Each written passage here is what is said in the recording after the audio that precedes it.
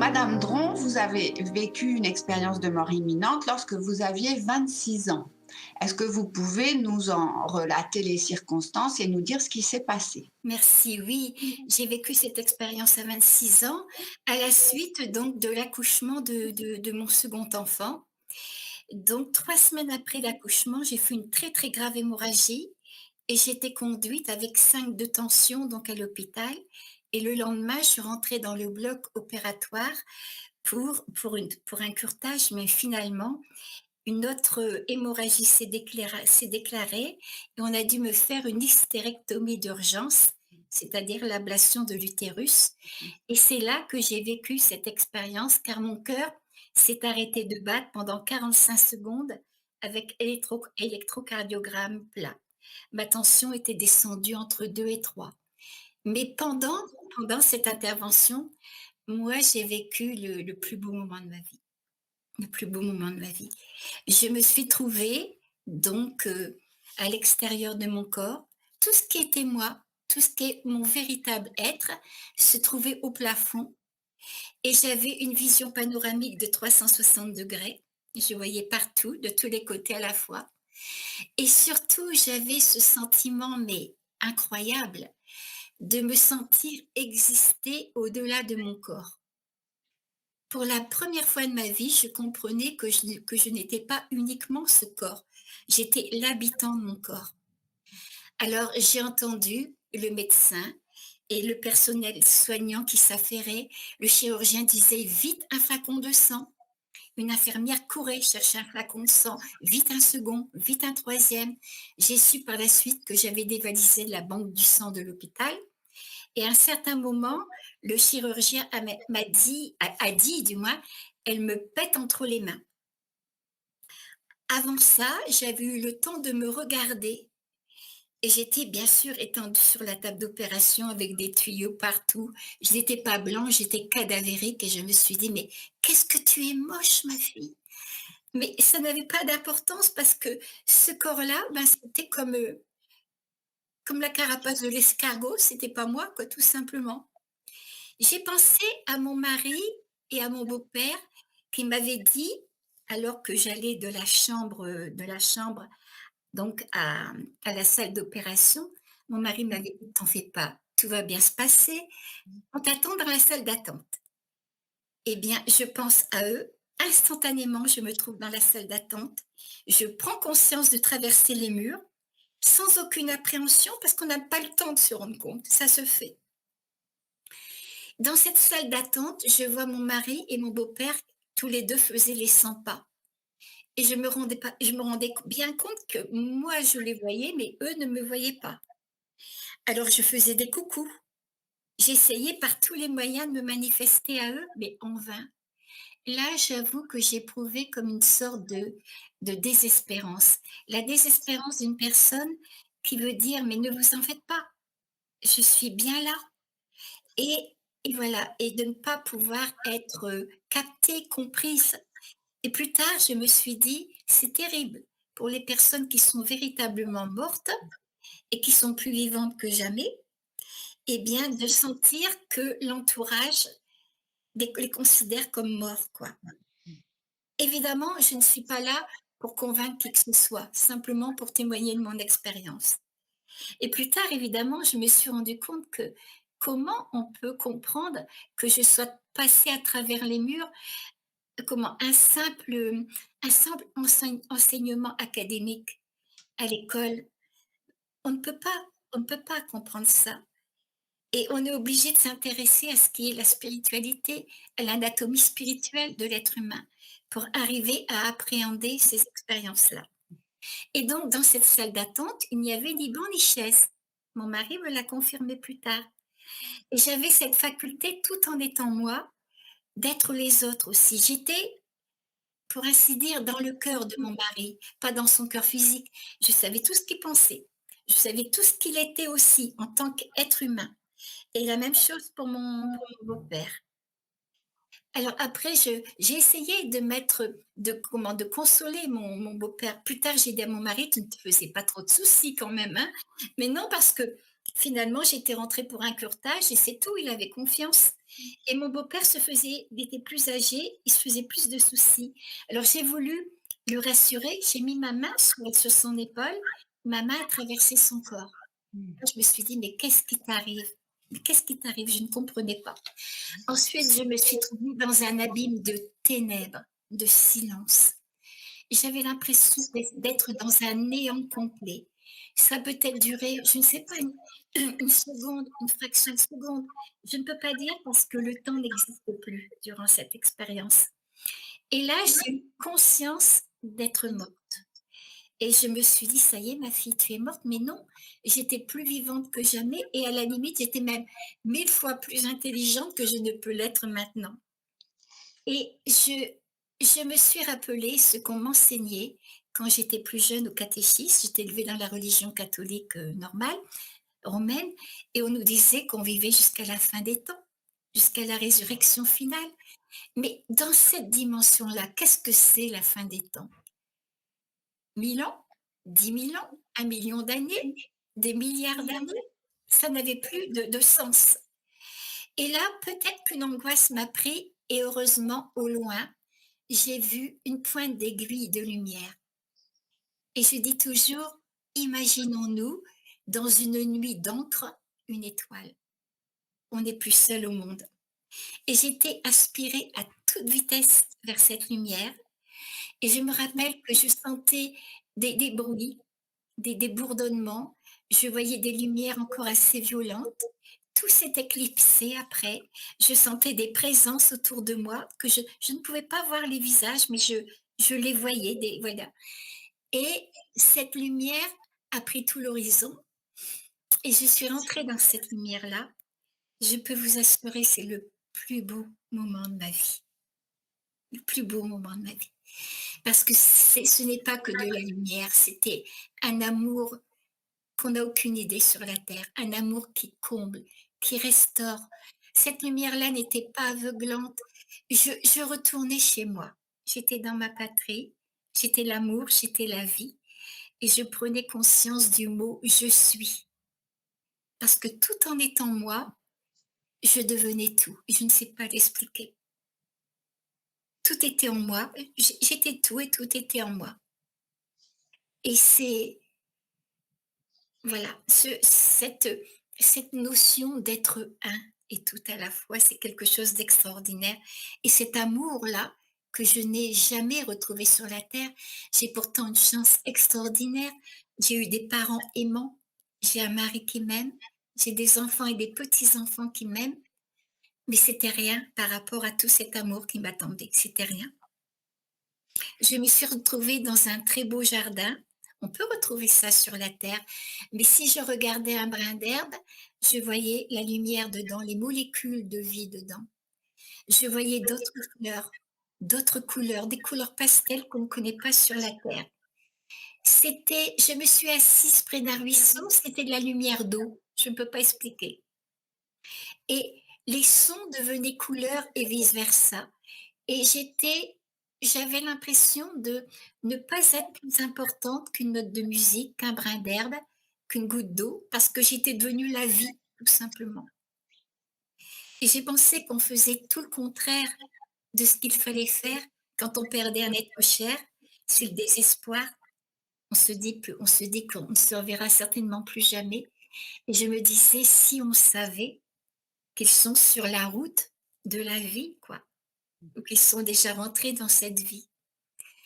Alors je me rappelle avoir vu des êtres que je n'ai jamais vus sur la terre, mais que je reconnaissais. J'ai vu un être qui est venu vers moi, puis mon cœur bien sûr a bondi, c'était mon petit frère. Mes parents avaient perdu un petit bébé de 7 mois, alors que j'avais 11 ans. J'étais sa petite maman quelque part. J'en éprouvais un chagrin fou. Et là, il était là, c'était un adolescent irradiant de lumière. Évidemment, on peut me dire: «Mais comment vous êtes certaine, madame Dron, que c'est votre frère? Il y a une grande différence entre les traits d'un bébé et d'un adolescent». Alors je dis: «Je n'ai aucune preuve à apporter. Je sais, c'est tout». Même si le monde entier était contre moi, Je vous assure, ça n'a aucune importance. Je pense que c'est une reconnaissance d'âme à âme. On ne peut pas l'expliquer autrement. Je me suis trouvée dans ses bras. Il était solide et moi aussi. Alors que dans la salle d'attente de l'hôpital, ma main avait traversé l'épaule de mon beau-père. Alors là aussi, je pense après j'ai étudié un petit peu tout ce qui concerne la spiritualité. Je pense que nous étions dans la même dimension et que ce qui faisait sa réalité, c'était aussi la mienne. Et je lui ai dit: «Mais si papa et maman pouvaient te voir, tu te rends compte quel bonheur ça serait pour eux?» Mais c'est même pas en parole, c'est une communion directe. C'est au-delà des paroles. J'étais lui, il était moi, c'est tout. Et il m'a dit, je ne peux pas dire autrement, bien sûr, il m'a dit qu'il nous avait toujours guidés, toujours aimés, et j'étais vraiment extrêmement émue parce que je comprenais que son amour, c'était bien au-delà d'un amour humain. Il nous aimait pour qui on était. Voilà. J'ai vu le frère de mon mari aussi. Mon mari, à 14 ans, avait perdu un frère de 25 ans lors d'une noyade, et ça avait été un drame dans la vie de mon mari et de mes beaux-parents, et il était là aussi. Il m'attendait. Voilà. Je ne peux pas vous dire, mais j'ai vu un être, j'ai l'impression que c'était tout l'univers qui se mettait à ma portée sous la forme d'un être qui ne s'est pas présenté, mais que notre cœur connaît. Il m'a demandé: «Comment as-tu aimé? Qu'as-tu fait pour les autres?» Et en même temps, je voyais, mais alors, des milliers de mains tournées vers levées vers le ciel qui imploraient, et je savais que c'était l'humanité, toute l'humanité souffrante. Et qu'est-ce que j'avais fait pour eux? Évidemment, je n'étais pas méchante, mais j'avais vraiment pas fait quelque je n'avais pas donné toutes mes potentialités. Plus tard, si on me demande: «Qu'est-ce que ça représente pour moi maintenant, cette phrase: "Comment as-tu aimé? Qu'as-tu fait pour les autres?" Je dirais: «Comment t'es-tu aimé, mais comment as-tu fait grandir la vie en toi et en chaque être humain? Comment tu l'as libéré?» Voilà. Et en présence de cet être-là, toute ma vie s'est déroulée. J'ai pu faire le bilan de ma vie, avec les bons côtés, avec les mauvais côtés. Quand j'avais fait quelque chose de bien, j'étais dans le cœur de la personne à qui j'avais fait du bien, et c'est moi qui recevais ce que j'avais donné, et évidemment l'inverse aussi, et en même temps, qui est troublant, c'était comme si une autre partie de moi, on pourrait dire l'âme, le soi, la conscience, qu'importe. Cette autre partie de moi était capable, non pas de juger, mais d'évaluer ma vie par rapport à ce qu'elle aurait dû être si j'avais toujours vécu dans l'amour et dans la sagesse. Et j'ai compris là que dans l'amour, il y a la rectitude, qu'il y a la justice aussi, du moins une justesse. Et que ce n'est pas quelque chose de punitif, pas du tout. C'est pour nous remettre droit. Voilà. Et bon, j'avais justement ça, je voyais aussi l'avenir, je voyais mes enfants grandir, j'étais très fière d'eux. À un certain moment, on m'a montré le futur de ma vie. Je voyais mes beaux-parents et ma grand-mère qui avaient sensiblement le même âge, à 3 ans d'importement de différence, et je les voyais mourir tous les 3 dans un laps de temps très, très court, à 3 semaines d'intervalle, dont 2 de tous les 3 à 3 semaines d'intervalle. Ça s'est réalisé bien plus tard, le 27 janvier 81. Mon beau-père décédé. 3 semaines après, le même jour, le même mardi, c'était ma grand-mère, et à la fin de l'année, c'était ma belle-mère. Et puis, j'ai vu, mais quand je dis et puis, je ne peux pas faire autrement que d'employer des mots à la queue leu leu, quoi, parce que tout est là en même temps. Mais voilà, les mots sont impuissants à expliquer ça. J'ai vu l'évolution de la Terre, j'ai vu des géants qui ont parcouru la Terre, j'avais toute une information sur l'Atlantide, mais cette information-là, elle est disparue. Je sais que j'ai su. toute une information sur la création de la Terre. Je voyais, on me parlait de l'Atlantide, on me disait que la vie était partout dans l'univers. On me disait que notre Terre n'était pas une planète sacrée. Je ne comprenais pas ce que ça voulait dire. Je l'ai compris à cette dimension-là. Mais après, j'ai dû redécouvrir ça dans ma vie courante, disons. Et que elle était dans le processus de devenir une planète sacrée. On me disait que Dieu était la force, le mouvement et la vie. Et que tout ce qui allait dans le sens de l'unité, c'était bien. On me disait que sur les plans les plus subtils, que le Christ, Bouddha et Mahomet travaillaient ensemble à la régénération de la Terre, sur les plans les plus subtils. Et que lorsque je mourrai, eh bien, on ne me demandera pas de quelle race, de quelle religion, de quelle tradition je fais partie. C'est simplement la qualité d'être d'un individu qui est importante. On m'a montré ensuite on me montrait ensuite l'avenir de l'humanité. On me disait qu'en 1968, on avait une grande technologie, mais que malheureusement, la fraternité, la conscience n'avait pas accompagné cette technologie. Alors, que pourrait-on dire maintenant? Et on me montrait tout ce qu'il risquait d'arriver si on ne changeait pas. Et pour moi, le si est capital. Il est capital parce que c'est notre part de liberté quelque part. Donc voilà, c'est pas quelque chose qui est obligé d'arriver, mais si on ne change pas, ces choses-là peuvent arriver. Donc en 1968, tout était florissant. On me montrait un chômage qui s'étendrait sur le monde entier. On me parlait d'une peste aussi qui ravagerait le monde entier. Évidemment, des personnes m'ont dit: «Mais madame Dron, déjà depuis un bout de temps, est-ce que vous ne croyez pas que c'est le sida?» Et maintenant on me dit: On est en train de relire votre premier livre parce que vous indiquiez ça dedans. Est-ce que vous croyez que c'est le covid?» Je n'avais pas de nom, je ne vais pas inventer, je n'en sais rien. Voilà, mais on me disait ça. Et donc je voyais des tsunamis, des tremblements de terre. Je sais que notre terre, elle aura de grands bouleversements et surtout une chose qui m'a beaucoup affectée, c'est que je voyais une grande violence qui est montée, une grande violence qui est montée. Et donc je sais qu'on est à la croisée des chemins en ce moment et que finalement toutes ces toutes ces calamités, pourrait-on dire, pourraient être évitées ou peut-être atténuées si nous-mêmes on fait un travail d'amour en nous, quoi, tout simplement. Moi, je situe mon expérience au cœur de chaque religion, au cœur de voilà, mais au-delà en même temps, au-delà des institutions.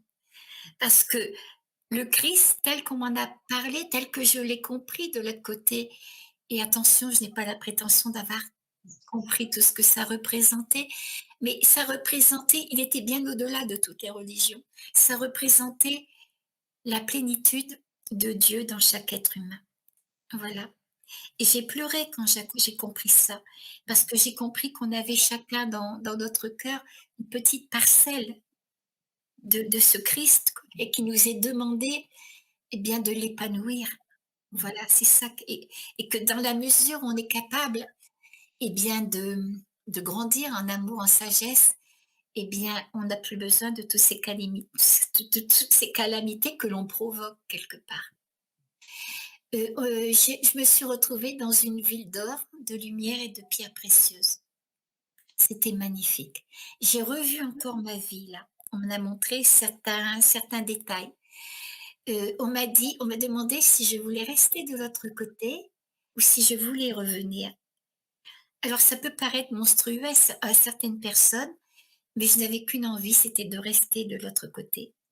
Alors que j'avais pourtant un mari et des enfants, mais pour moi, je n'aurais pas été séparée d'eux. Ils auraient été en moi de l'autre côté. Mais quand je redescendais un petit peu dans la conscience humaine, eh bien, je ne voulais pas que mes enfants soient orphelins. Je ne voulais pas qu'ils souffrent et je ne voulais pas qu'ils tendent les bras à une autre maman que moi aussi. Je voulais que mon mari soit heureux, mais surtout pas dans les bras d'une autre femme. et donc voilà, mais et on m'a dit que je reviendrais et que j'oublierais beaucoup de choses parce qu'il le fallait.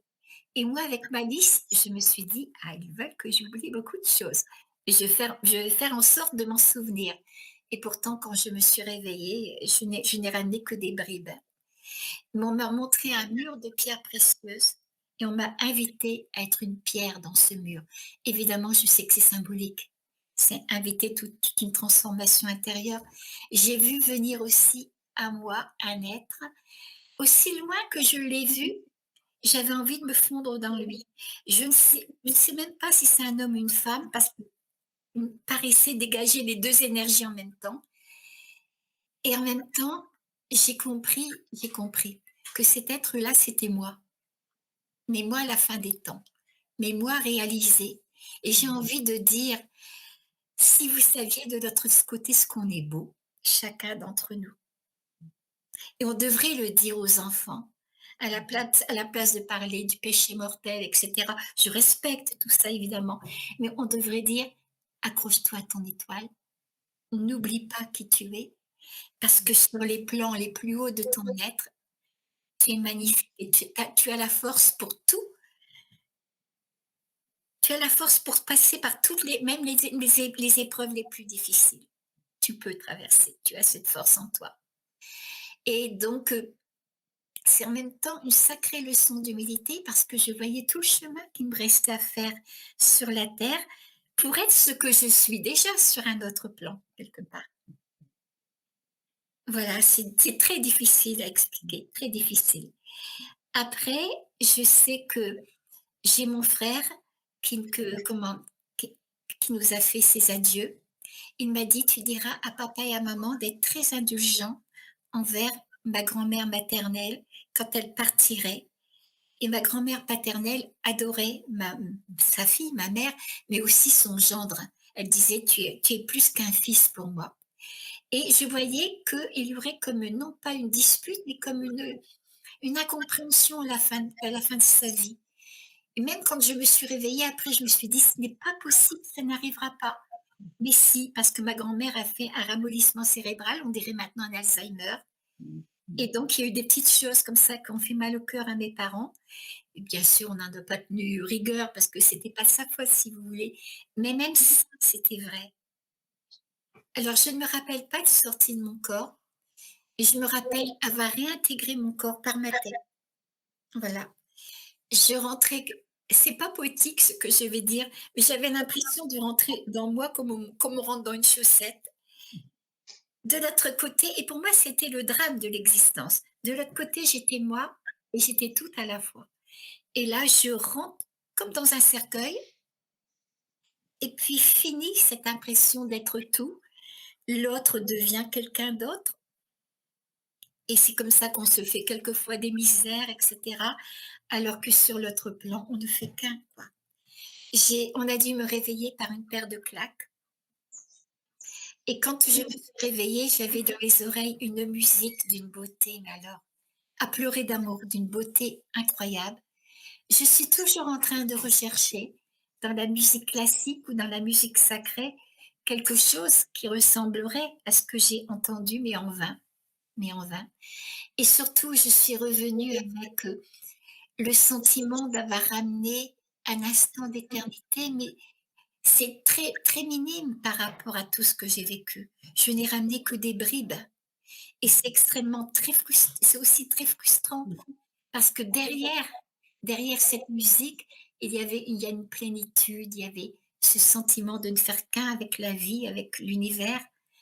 Mais je dis merci à la grande vie qui m'a permis de vivre cette expérience parce que tout a été changé depuis. Quel impact, diriez-vous, le principal a eu votre expérience sur votre vie par la suite? Si on peut résumer cela en 2 mots, je dirais avoir, être. Avant, sans le savoir vraiment, j'étais comme tout le monde, j'étais dans l'avoir, c'est-à-dire, bon, je ne suis pas quelqu'un de très matérialiste, non, j'ai toujours, je crois, été ouverte même à la spiritualité en étant jeune. Mais je ne connaissais pas, je n'avais jamais eu cette expérience. Donc, être dans l'avoir pour moi, c'est Qui est-ce qui a dit ça? C'est justement un psychothérapeute, allemand, qui s'appelle Karlfried Graf Durkheim. Et je l'ai noté d'ailleurs, parce que l'avoir, c'est l'ego. C'est l'intelligence et la volonté lorsqu'elles sont faussées par les désirs, les passions, les émotions, et cetera.